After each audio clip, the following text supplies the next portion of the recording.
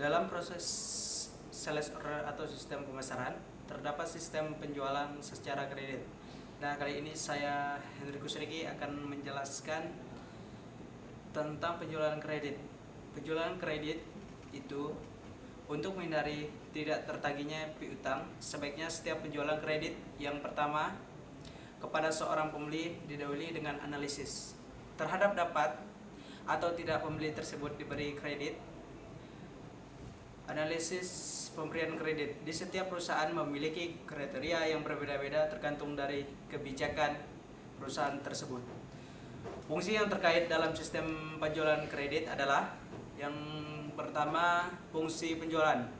Dalam transaksi penjualan kredit, fungsi ini bertanggung jawab untuk menerima surat order dari pembeli, mengedit order dari pelanggan untuk mendapatkan informasi yang belum ada pada surat order tersebut, seperti spesifikasi barang, rute pengiriman.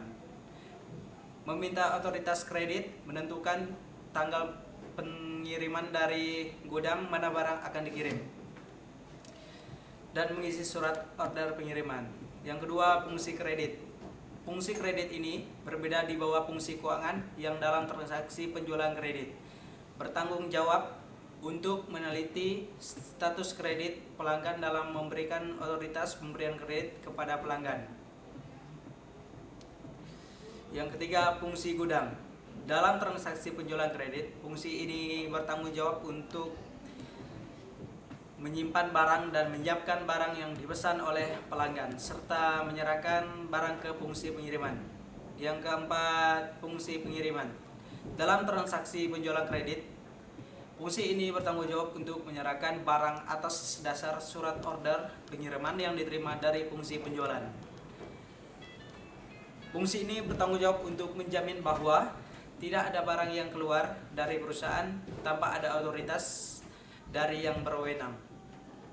Yang kelima, fungsi penagihan.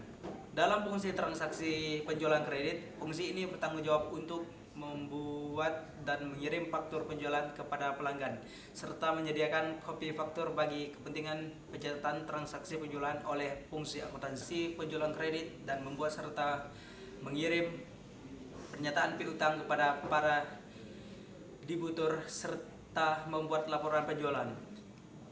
Standar kredit dalam penjualan kredit. Standar kredit biasanya digunakan oleh perusahaan sebagai batasan atas besarnya kredit yang boleh didapat oleh setiap pelanggan. Besarnya standar kredit setiap perusahaan tentunya berbeda tergantung dari kebijakan yang dibuat oleh perusahaan itu sendiri. Menurut Niswonger et al. 1999 B326, standar kredit digunakan oleh banyak perusahaan untuk memutuskan pelanggan mana yang pantas mendapatkan kredit dan seberapa besar kredit yang dapat mereka terima. Penemuan standar kredit mengharuskan perusahaan menilai kredibilitas dan kualitas kredit pelanggan.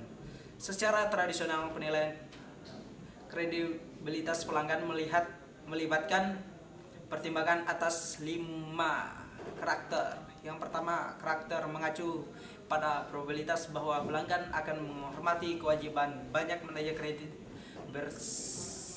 bersikeras bahwa karakter merupakan hal yang terpenting.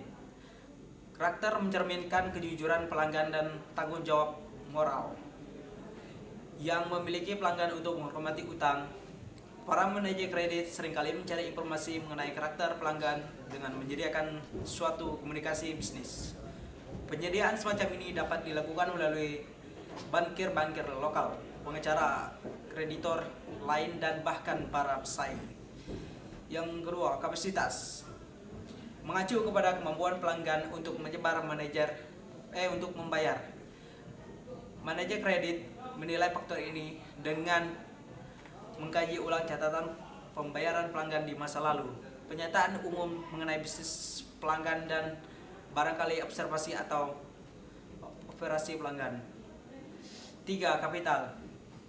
Mengacu kepada kondisi umum bisnis pelanggan seperti yang diperlihatkan oleh laporan keuangan, manajer kredit biasanya memberikan perhatian khusus kepada ukuran solvensi dan likuiditas, serta rasio-rasio seperti rasio modal kerja dan rasio lancar.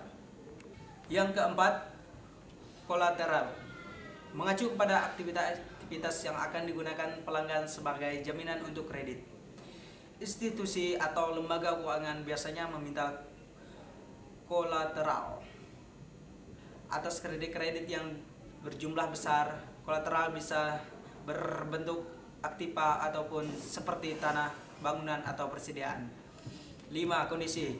Mengacu kepada tren-tren ekonomi nasional dan regional yang bisa mempengaruhi kemampuan pelanggan untuk membayar.